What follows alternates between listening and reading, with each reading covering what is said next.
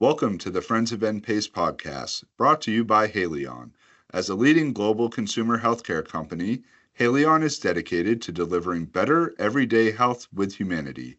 Known for trusted brands like Advil, Excedrin, and Voltaren, Haleon leverages science, innovation, and human understanding. Haleon is proud to collaborate with NPACE to educate healthcare professionals about our pain portfolio and the latest healthcare information. For more information, visit www.haleonhealthpartners.com.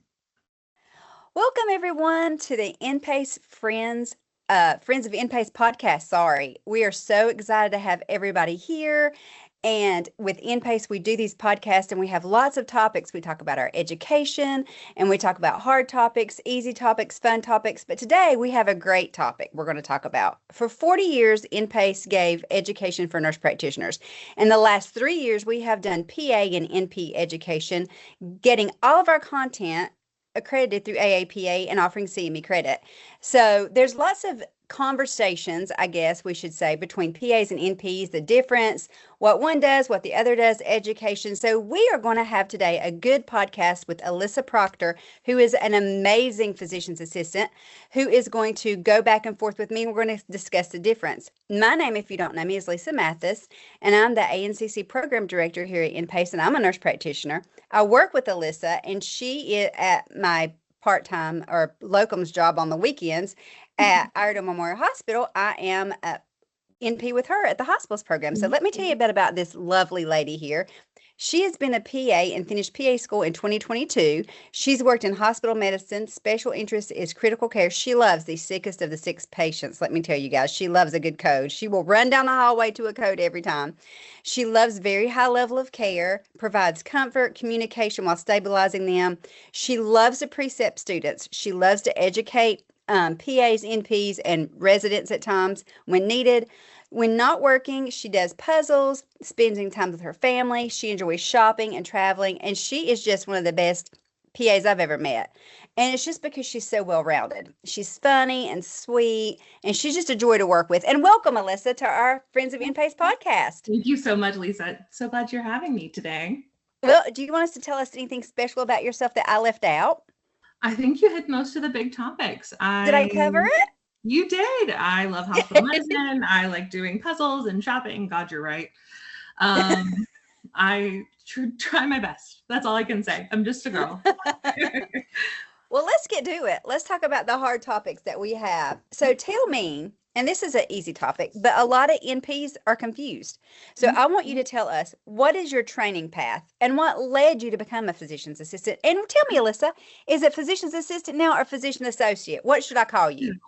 It's the AAPA has changed it officially to physician associate. We all voted and that was the name change. However, legislation is lagging behind. So in all reality, a PA is a PA is a PA. Okay. It doesn't matter. I'm just glad we didn't vote for practitioner or something silly. It was very odd, but we didn't vote for that. We voted for physician associate, which is what it is. I don't care what you call me. I'm just Alyssa. Okay, good. So tell me your path to training. What does a PA do to become a PA? Yeah, absolutely. So for me, I was a little bit fast-tracked. So I finished my associate's degree in high school at an early college, finished my bachelor's in biology in 2018 at the age of 20. I took a gap year. I did medical assisting in primary care, which really kind of cemented it. I already knew that I wanted to go into medicine long term. Like since I was a child, I always said, I want to be a doctor. I want to be a doctor. I want to be a doctor. I have something from kindergarten that said I wanted to be a doctor when I grew up. You always know. Nurse, you just know. I always knew that I didn't want to go the nursing route, just seeing my mom be a nurse. And then I had a friend in high school that was a couple years older than me that went to PA school. And he was like, this is what I do. I love it. I think this is great. And then I looked into it and it just kind of fit everything that I was looking for. So yeah, I finished my bachelor's. I went to medical assisting in a primary care office with a little independent guy. So he like did all kinds of random things in his office, from awake liposuction to regular blood pressure and cholesterol. Again, it was a very odd place, but it exposed but you learned a lot of things. I did. And then I got into PA school started in January of 2020. The pandemic, Lord. Correct. So then March, we went home for spring break and never went back until August of the same year. We got to go back partial online and in person. So I had a lot of the like bread and butter of PA medicine online, which was like not the best experience. But luckily we were coming out of the pandemic when we started our clinicals. So PA school is 27 months typically. So the first 15 months is didactics. So it's just class, OSCEs, classing, like just doing these kinds of things in a classroom setting that's controlled. Learning the physical exam, learning all the things, learning different procedures on mannequins, all that stuff. Then the last 12 months is your clinicals.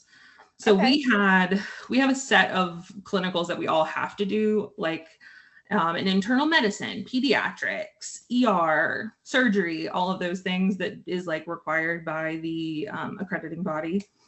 However, you can have electives, and we had 2 electives. And by the time I hit that point, I was like, I love hospital medicine. I love inpatient. This is what I want to do for the rest of my life. So I ended up doing an inpatient cardiology elective. I did a critical care elective. I did another hospital medicine elective because I just knew I loved it.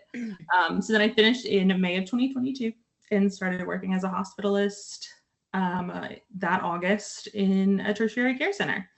And then have recently, in the past 2 years, moved to Iredell, and I'm now doing community hospital medicine. Excellent. Mm-hmm. So tell me, I love that because that was actually, I've worked with PAs all my life, and I don't think I'd ever knew exactly how it was broken down. So that's a different than NP education. Oh, because, you know, nurse practitioners, we go and we'll do like, let's say, adult care or whatever, or let's say peds rotation. And when we're doing the peds rotation, we a lot of times have clinical with that, or back when I was in NP school. So everything like is simultaneous. So when I did mental health, I did my mental health rotation, and that would be, so that's a difference. So I love that. That's a good. Ours are broken up more in the, like we do giant like bulk topics. So like we do cardiology, we do pulmonology, we do behavioral health, and we do it in blocks. Of time for 3 semesters straight to get kind of a well-rounded approach to it before we go straight into clinicals. I love that. So then I love that. That's a good difference. And then focus on clinical. Focus on clinical. I got that. Yeah. What do you think in your mind? And you're very good, because I think a lot of times on this podcast, we have a lot of your very old providers like me. I'm not going to say my age. Don't ask me. But I love that you're young. You're young and you're vivacious, but you're right. You know, you've been out of school not super long, but long enough to have a good bit of experience. So what, in your opinion, is a big misconception about your field? I get it every single day. That's a hard question. Are you going to become a doctor? Oh, okay. Yeah. That is like a constant every single day in the hospital. Oh, you're a PA. When are you going to go to medical school? When are you going to be a doctor? Or, hey, when are you going to go? I didn't see a doctor. When's the doctor coming? And it's like, in my practice and what we do every day, Lisa, is we see patients independently. We are the primary. So patients don't always understand that. So it takes a lot more education. Luckily, a lot of people are seeing primary cares or their urologists, and they're seeing their cardiologists. And a lot of them are seeing PAs every time they go to their office instead. So they're building that rapport. In pulmonary medicine, as you know, like a lot of the times they're seeing the NP more than they're seeing the doctor a lot. You're exactly right. Especially with the shortage in medicine. Exactly. And it's like, I am doing a lot less explaining what I am, and now more explaining, I am your provider. I am the one that's going to be taking care of you. And no, I don't want to go to medical school. Oh, come on. This is it. If anything, I would go back and get a random master's degree because I was bored, not because I actually want to go and do something different. Okay. So what do you think? Do you think when you got out of PA school that you were really ready for really world practice, or you felt like you weren't prepared? And that's not really a fair question to you, because you went to school during the pandemic. So correct. I should have thought that out better. Sorry. I didn't realize it was a pandemic year. The first job that I had was like, I got 2 weeks of orientation and then I was kicked to the wind. It was a lot. However, I tell my PA students now, I have a PA student now, and I was like, the first 6 months of any job, whether you're changing jobs, whether you're going into hospital medicine, you're doing GI before, the first 6 months of any job, you are going to flounder. You are going to flop. You are going to try to flounder around like a fish out of water. you'll figure it out. You'll find your feet. In all reality, a lot of it, a PA school prepared me for like the documentation aspect. Like I can write a note like it's nobody's business pretty quick. I was able to do a lot of electives, which got me into at least knowing a lot of the knowledge base that I need for my day-to-day job.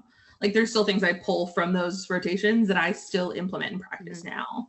But then also like a lot of the management in PA school is directed towards outpatient, so primary care. Okay. So a lot of PA education is primary care focused. This is what you do in the outpatient setting. This is what you're chronically doing. This is what you can do outside the hospital. And it's like, I have had to adapt my practice and learn more because I'm an inpatient provider. I have access to stat labs. I have access to quick stat meds and monitoring blood pressure constantly.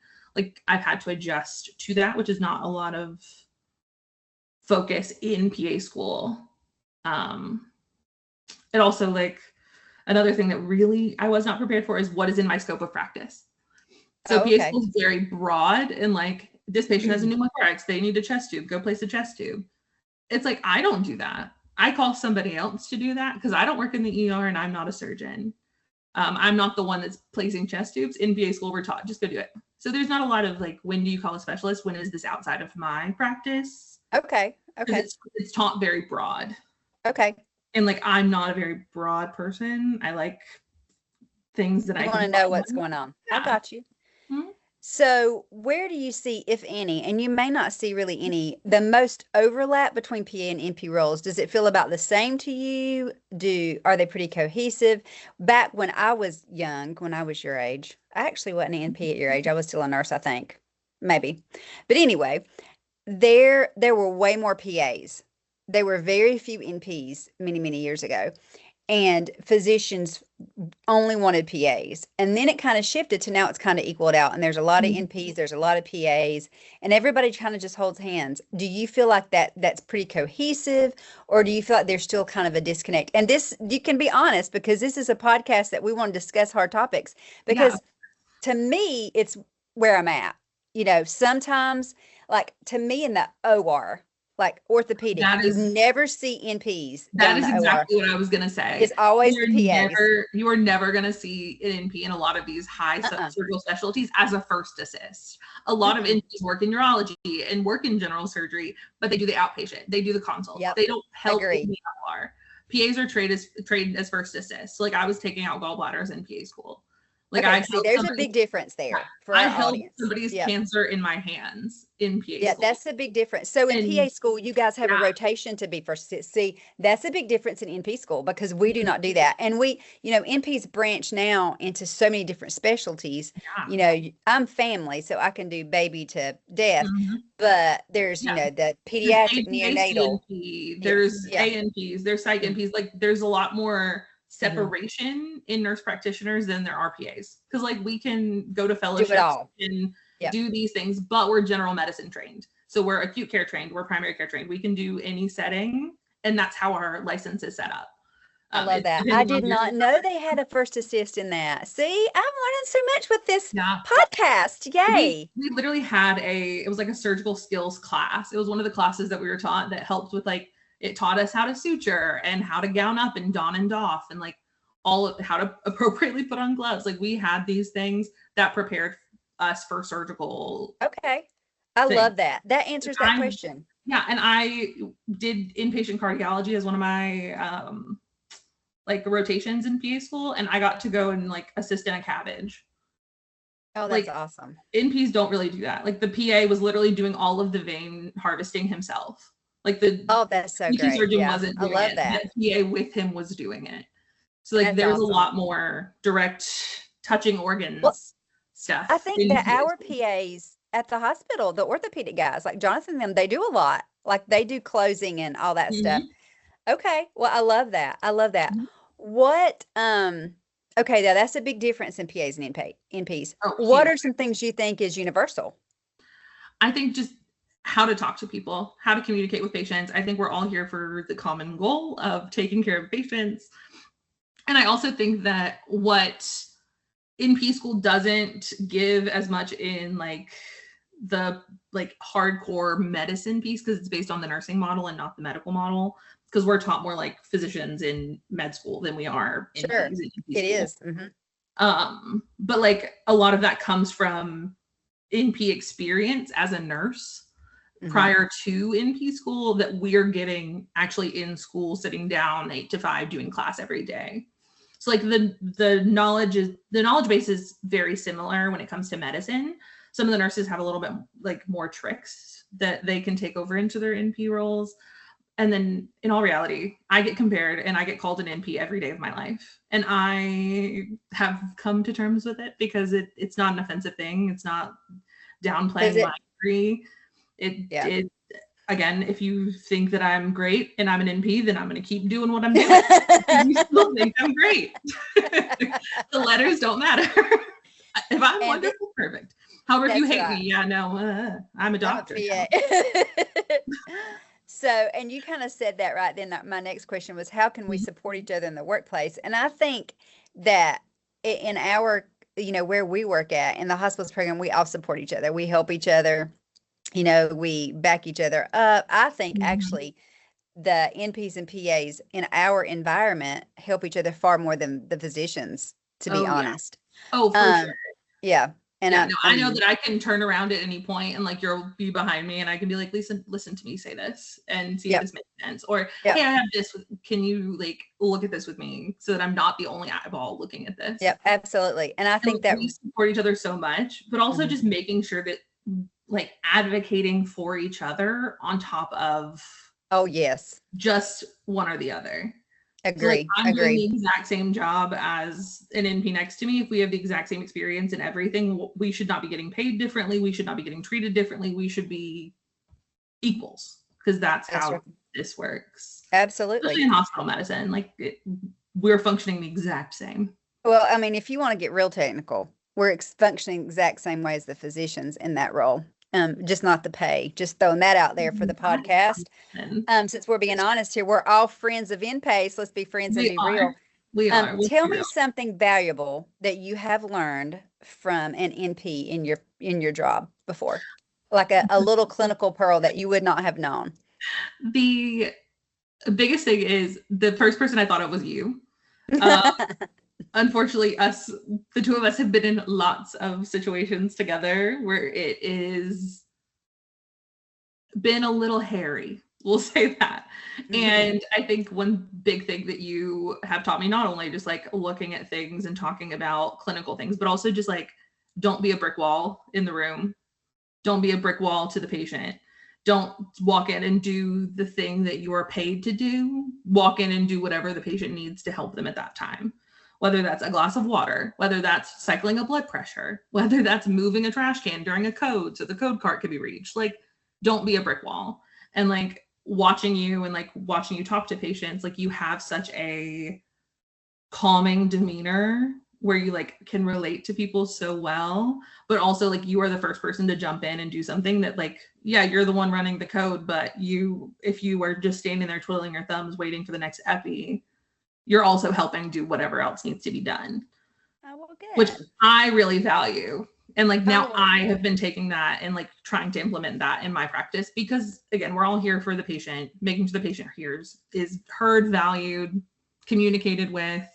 And if it's a glass of freaking water, get them a glass of water. That way your review will be a 5-star review. That's literally it. That's it. A warm blanket. But like in all reality, it does really help. And they improve better if you do things that will make things better, but also you build better rapport and better relationships with the people that you're helping, even if it's not just the patient, the nurses, the case managers, the respiratory therapists, all the way down the line. Excellent. If you could change one thing about physician assistant education, can you give me an idea of what it would be? Would you want more clinical time, more didactic time, more skills labs? Can you think of anything? More hospital medicine? What would have benefited you? I think more acute medicine. Okay. I think there are very few times where I'm like pulling in very like a group, like minute changes in oral diabetes regimens. However, I wasn't taught really how to adjust insulin quite right. Like that's just not something that we're taught is how to adjust insulin. I do not like a DKA patient. Ugh. I used to hate it. My first job I had, again, I was in hospital medicine. We were doing a lot of these like insulin adjustments, and the PA that I worked with, he was fantastic. He is fantastic. He had been doing it for a long time. He was teaching at ECU at the time. Like he does a lot. And he sat down with me and he taught me how to do a sliding scale. How do you adjust? How do you do weight-based dosing with like by hand, which is something that like I didn't get in school. I got the difference between glimepiride and like the sulfonylureas versus metformin and all these things. Like, what does Actos do? And not as much in the, hey, acutely, you're not going to give them their metformin in the hospital. You're going to be giving them insulin. This is how you do insulin so that you don't. So you'd rather have more acute medicine than that. Sure. Okay. I think that's a great idea. You're right. Because as new PAs coming out, you're correct. When we try to help them in the hospital, they don't have that acute side. And maybe that's a big difference in nurse practitioners and PAs, especially nurse practitioners that have been in a hospital. They have that little edge up a little bit, but then when it comes to primary care, they struggle. Exactly. Because I think another thing, just the difference is a lot of NPs don't come out with the same documentation. Like, yes, that was a curve. That was a curve. We were aggressive in documentation in PA school. The NP students, because I've taken NP students, I've had to be really strict about documentation because I don't want them to walk out and be like, yeah, Alyssa trained me, and then their documentation. It's because we are trained to document as nurses. No, I shouldn't say that. We have been way back in the day, you had to be a nurse for a long time before you ever got into NP school. And we documented as nurses. And then now I think NP schools are doing better with that. But here at NPACE, we actually do have documentation, and we're going to have a new updated documentation module because you're right, NPs don't know how to document. And I think that is left in coding and billing. That's kind of left off in NP school where it needs to be focused on more. Exactly. Yeah, you're exactly right. And I think that's a little bit of the difference in education. So I really like that. Yeah. How would you think PAs and NPs can advocate together for patients and for the profession? Would it be preventing burnout, workplace burnout? Would it be, what would be your suggestion if we advocate together things we need to change our professions together? Yeah, absolutely. I think one thing that really benefited my old job is that we had an APP like committee. Like we had an organization within the hospital that NPs, PAs, CRNAs, midwives sat on this committee and advocated for scope of practice, for education. Is there anything that we need to work on differently with the different subspecialties? Like, is there one subspecialty that's really not doing so hot in like scope of practice? And like that is one thing that like it allowed for higher levels, higher scopes of practice, better scopes of practice, better just morale in the hospital to know that you're supported, and having big combinations of like, this is something that needs to be changed. This is how we can fix it as a group and as together so we can support it. And who do we need to get this to? And then also just making sure that the doctors that we work with are respectful of our autonomy, our ability to practice, and what we do provide for patients, and that we don't always just work for them. We are there for the patient just the same as them. And then as a whole, I think just the difference in lobbying between the policies that come for NPs by the nursing board and like the nursing lobby versus the PA lobby, which is completely separate. I feel like it's almost like one wants to tear the other down rather than work together to advance the practice of us both. We all have a common goal. We're here to do the same thing and provide the same thing for patients. And not only if we're shooting each other in the foot, how are we going to advance ourselves? Because then we're just taking shots at each other rather than taking shots at the system. I love that. That's great. Both politically and with policies and lobbying, but also just making sure the patient is the forefront, because like we provide high patient care, we allow for more patients to be seen. And the more of us there are, and the more places that we are, the more patients get access to care. So give me a little bit of insight. If you were a senior coming out of high school and they could not decide whether PA or NP course, or, what would your advice be? on how to choose? There's no right answer between the two. Obviously, there's no issue. It's just literally what is going to provide you with the quality of life that you're looking for while in school. Because once you're out, and we're all doing the same thing. Exactly. So it's just in school again. Both of us, we have to get a bachelor's degree and a master's degree. So PAs can get a master's degree or a bachelor's degree in literally anything. So like I could go and get a bachelor's degree in English and still go to PA school if I had my prereqs. I didn't have to be a nurse. I didn't have to do this. However, it does for some people make sense to go to nursing school, work as a nurse as your clinical experience, and then go back to school. However, I also know nurses that went back and did PA school instead because they liked what they were going to get from PA school instead of trying to work through and do online school for NP school.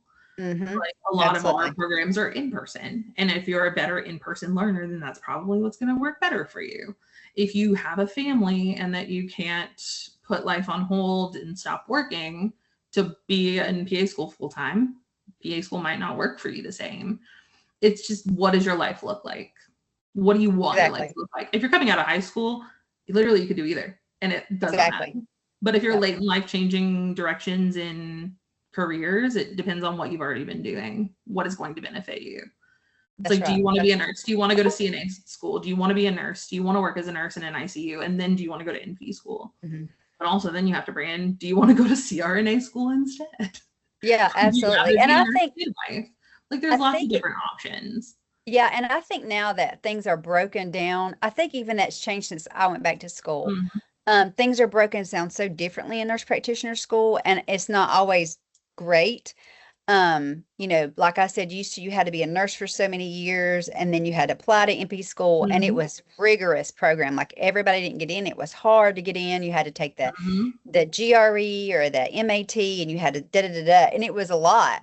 And now there's programs everywhere, and you know, some of them are in person, some of them are not, some of them does not have the standards, and you know, I don't love that aspect of it. There's some NP programs that take you right out of nursing school. You're a nurse, you go to NP school, and you know, you not have any experience. And I don't love that, but I'm old, so I'm opinionated about that too, because like I also don't love that. I don't love that. And babysat, I was handheld for the first 12 months in like an actual setting doing well. And I think following lots of social media posts and lots of groups, I feel like these poor NPs are being set up, and I feel so bad because they're not being able to find jobs, and they're not finding the jobs that they thought they would, because the market's a little bit saturated. And that's a hard topic people don't want to talk about, but it's the absolute truth. So, and also I think too, what field you want to go to. If you want to specialize in neonatology, you need to go to be a neonatal nurse practitioner off the bat. But if you want to be a surgical first assist in ortho, you need to be a PA. Correct. I mean, so it depends on what your goal is. That really is it. Is like, because there's so many options, it's just what does your future look like? What does your end goal look like? If you don't have an end goal, then you probably either need, or like you don't have an idea, but you know you want to do this. It probably is better to go to FNP versus AGACNP versus PA school, because they're broader and you can do more things with it rather than going directly into one or the other. I agree. Again, with neonatology, if you know you want to go into psych, if you know you have like a direction, you can do this. However, again, FNP, AGACNP, and PAs are a lot broader, which means you have a lot more options. Like right now, if I wanted to drop what I was doing and go work in CT surgery, absolutely, I could do that. If I want to get a critical care job tomorrow, I can do that. If I want to go work in a skilled nursing facility, I can do that too. Yeah. And that's a benefit of it. And back when I went to school, FNP was the biggest, you know, that was the thing. There was just a couple of little specialties. I think it was FNP. I think it could be a GNP, a gerontological nurse practitioner, and a pediatric. And that's pretty much it. And now there's, I think, 11 subspecialties. But I would suggest to new people, if they're listening to this, is to not pigeonhole yourself into that. Because if you do neonatology, that's a good example. That's all you can do. You can't, unless you go back and get more education, extend that degree, you can't do adult. You can do, you know, you can't do peds, you can't do old people, you can't do adolescents. This is what you can do. So I would caution brand new baby nurse practitioners to be careful, putting yourself in just one area, because like you said, you may want to go do other things. PAs can just broaden it out at any time. If you put yourself in those specialties, like I know a lot of NPs have went back to get their psych mental health, and that's great because they have it with their family nurse practitioner. But I would suggest them to be careful. And if you really don't know what you want to do and you may want to jump around a lot, I agree with you. PA or FNP. That way Yeah. you have a career You can of see any choices. age, you can see any subspecialty, you can find a job anywhere. Yeah, in I agree. any field. The only thing, again, a lot of bigger hospital systems are phasing out FNPs to go more in That's favor right. of APs for acute Yep. care.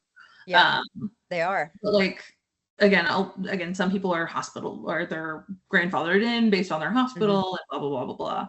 But it just really depends on what your angle is, and it just comes down to research. That's right. I If agree. I was a brand new coming out of high school, about to go into college, trying to figure out what I'm going to do with my life, and I knew I wanted to go into medicine, the easiest thing to do would be to shadow.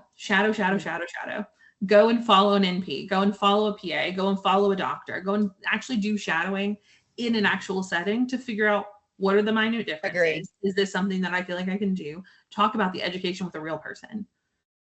Agree. Like, I love come that. to me and say, okay, I'm considering going to PA school. What is PA school like? Or come to you, hey, want to go to be an NP. What is NP school like? What does it look like? What is my path going to look like for the next 10 years while I figure out what I'm doing? Agree. That is the best way to do it. Just talk to a person. Yep. Don't just make that decision. Well, Alyssa, thank you so much. This has been great. I Thanks have for loved having this me. open conversation and your insight from a PA. And thank you for your honesty and being transparent with me. I know it can be difficult because PAs and NPs want to, you're right. Sometimes they create, I think that's changed a lot in the last few years. Everybody is all kind of, we're all together in this. And NPACE really, really has tried to foster that because everybody needs education. You need the same education I need. We all need to continue education. So NPACE has really tried to build that bond between NPs and PAs and make sure all of our content has CME credit and is really, really valued by PAs and NPs across the board. So thank you again. I know that I love you and I want to be able to, maybe we want to go do a NPACE conference and I want to go with you and like I can do that and still benefit from it. Like that's always super beneficial. Yeah, we have lots of topics that you would love, Alyssa, that you would love inpatient stuff. So we will love to have you. And thank you everybody for joining Friends of NPACE podcast. We will, if you look at our site, you can see our next upcoming events, and we have some great content coming on chronic pain and multiple topics. And thank you guys for joining us. Bye-bye. Bye, thanks.